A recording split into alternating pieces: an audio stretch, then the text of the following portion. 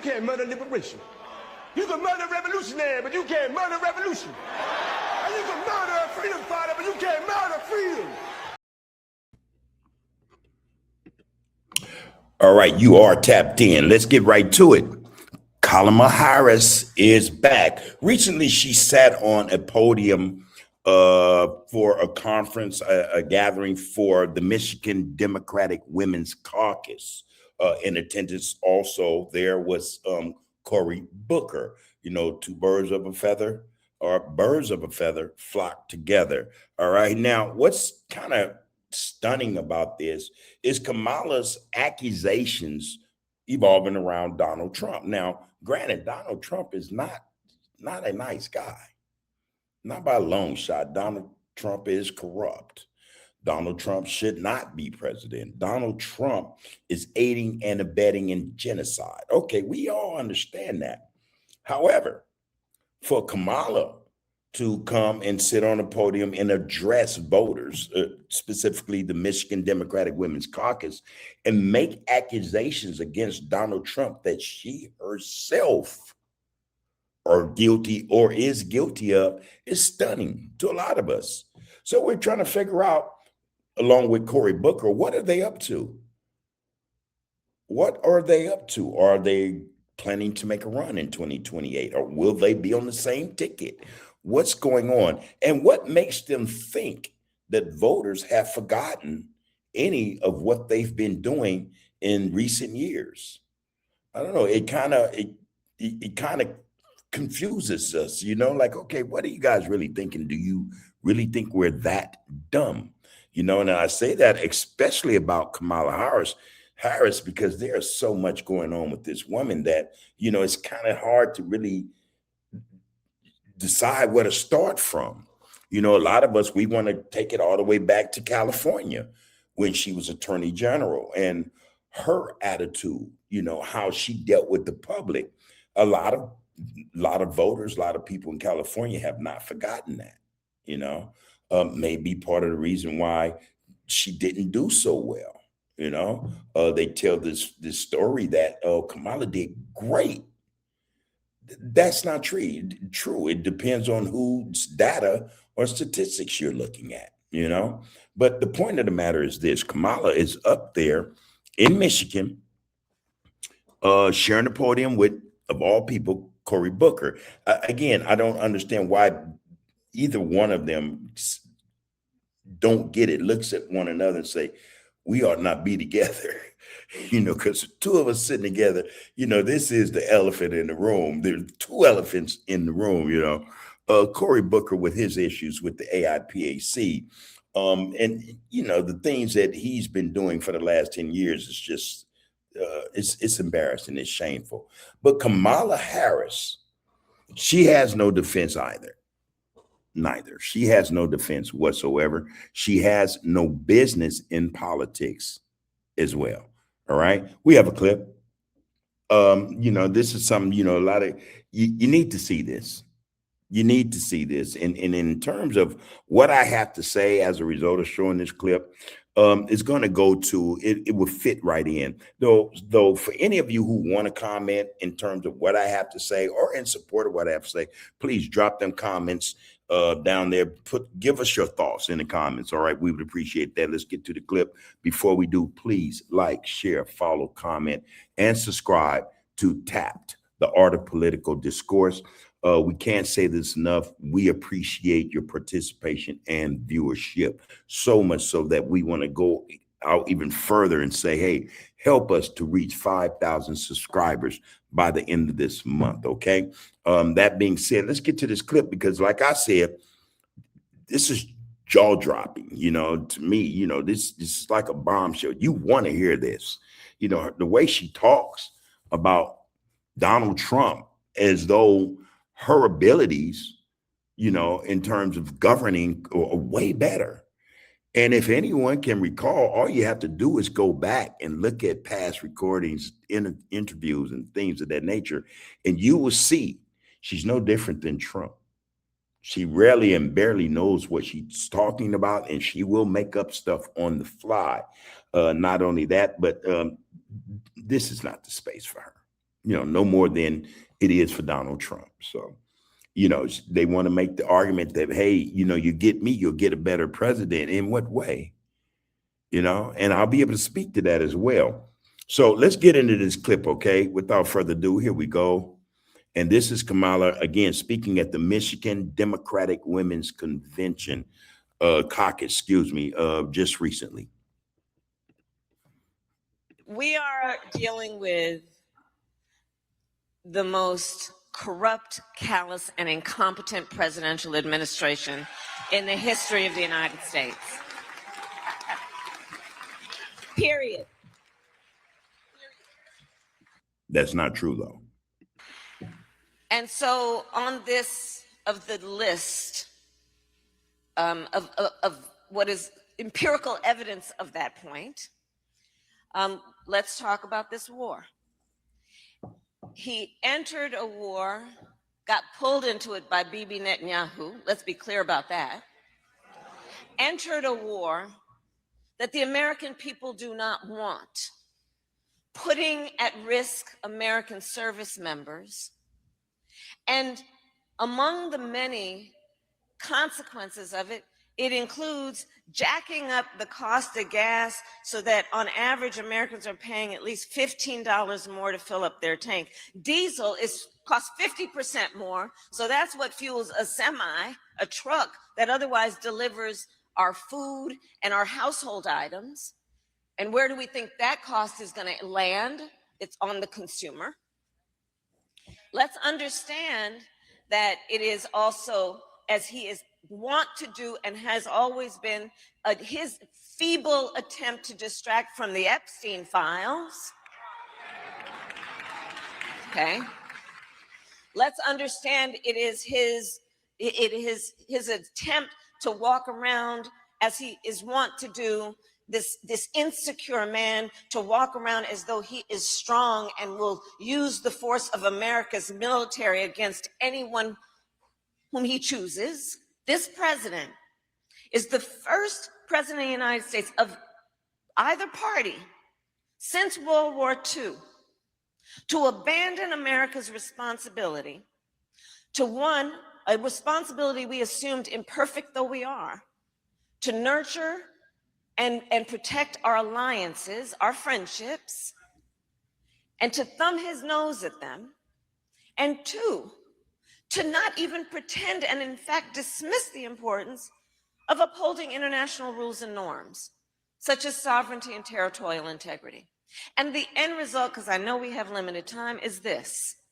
What he has done is he has won, in the eyes of our allies, made us unreliable. Unreliable. And two, he has eroded whatever influence we had to be able to speak to certain issues. We are dealing with. Okay, that being said, that was Kamala Harris, and this was a recent event held in Michigan. It was the Michigan Democratic Women's Caucus. She sat on that panel. She spoke probably longer than what you saw here. This was about 2 minutes or so, about 3 minutes, okay? But that being said, Kamala made some statements just now that, really, again, you have to know who this person is to be able to pinpoint untruths, lies, false narratives, or propaganda. This is a political arena she is in. And so she must perform. She'll sit up and point out others' flaws and weaknesses, their missteps, mistakes, inabilities, their wrongs and corruption, while at the same time sweeping hers underneath the rug. Now, Kamala, she talks about this war. It has to be known that Kamala, when she was VP with Joe Biden, they supported Israel wholeheartedly. In fact, Kamala married a Zionist. She's married to a Zionist. But not only that, but they made sure Israel had everything it asked for, especially in terms of military, planes, bombs, bullets, whatever. They had these things, all right? So to say, oh, Trump is doing this, that, and he's causing these wars, no. You know, we know, yes, Benjamin, it's BB, but by the same token, Kamala and Joe were paying homage to BB. Facts. They both supported him just like Trump does. And in fact, they probably gave BB way more money than Trump has so far. Now, to boot, try this shoe on for size. Kamala, as a senator, throughout her political career, including her time as a U.S. senator and her executive runs for president, Vice President Kamala Harris has received significant financial support from individuals and political action committees. These are what they call PACs, PACs, okay, that are aligned with pro-Israel lobby, all right? As of early 2025, reports estimate her total career funding from these groups have affiliated donors to be over 9.4 million to 10.3 million. Now, this is from the Israeli lobby.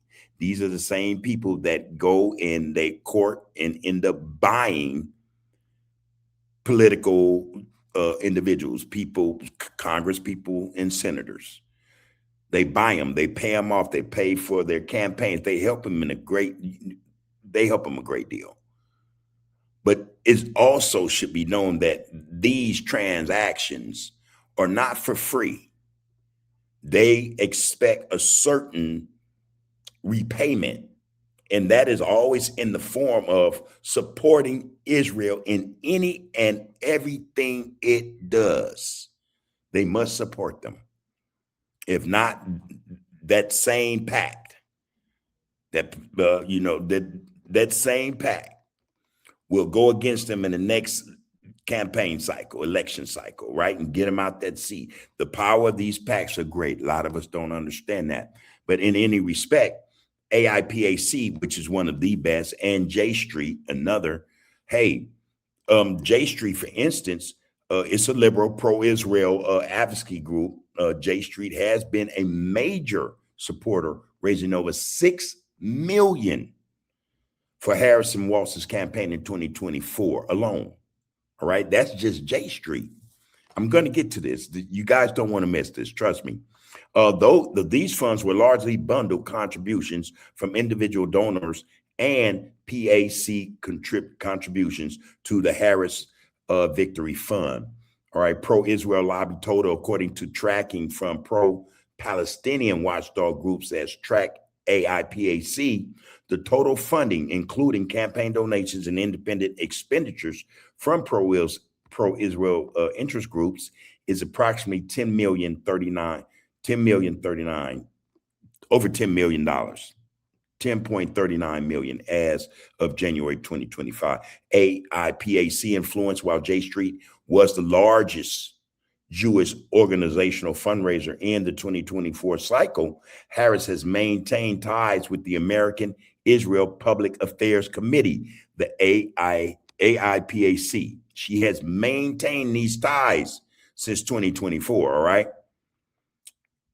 She has maintained these ties, all right, with them and speaking at their conferences at times, okay? Now, other groups beyond J Street, AIPAC, other campaigns have received support from other pro-Israel sources, including individuals and PACs affiliated with the Jewish Democratic Council of America, the JDCA, and Democratic Majority of Israel, DMFI. They have more, wow, almost as many political organizations than Americans, you know?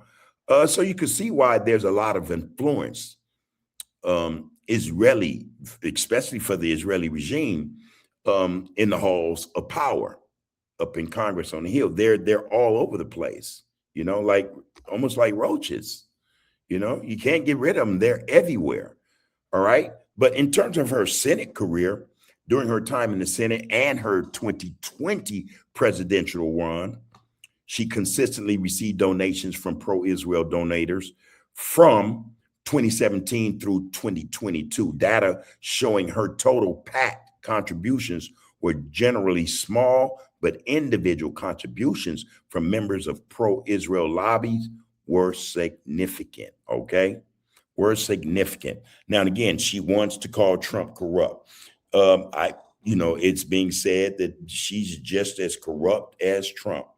During her term as vice president, alongside President Joe Biden, they contributed a lot of money to Israel and weapons, which aided in what we now see, or what we now is experiencing as a genocide. They had no problems with that. She had no problems with that. Not only that, but she also supported Israeli issues first before she supported those of the American citizens, of Americans here in the United States. There are issues here that have gone unaddressed, and actually have been unaddressed, or have not been addressed even when she was in office. Those same issues still exist. Now, she wants to claim to be competent and not corrupt. Here's a question. How did a campaign that had over $1 billion in it, a presidential campaign, over $1 billion in it, ended up 20 million in debt after a failed election? Come on now. In that campaign, Trump only raised maybe 340 million. Kamala Harris had 1 billion in her war chest. When it was all said and done, she was in a hole, in debt, for 20 million. Something's going on there, all right? But in any respect, Kamala is not the person, no more than Cory Booker is, to be sitting in that seat of power. We saw how she performed as vice president. She was woefully unfit for that position. Now to, again, want to go and court women, the woman's vote, is, again, just another failed attempt. It's a waste of people's time. And a lot of people haven't considered that, hey, we may want to start looking for other candidates, for people who are not bought and paid for people who actually considers everything they do in the halls of power, in this political field, realm, will be done for America first. That's the consideration. That should be the consideration. All these rich politicians, seeking to become richer, all the while the American public suffers. We don't receive none of the benefit of their being president. None. None of that wealth trickles down to the American public. Again, there's joblessness. The unemployment rate is very high, especially in the Black community. Education is low. Come on, it's bad, right? Prices are through the roof. Taxes are everywhere.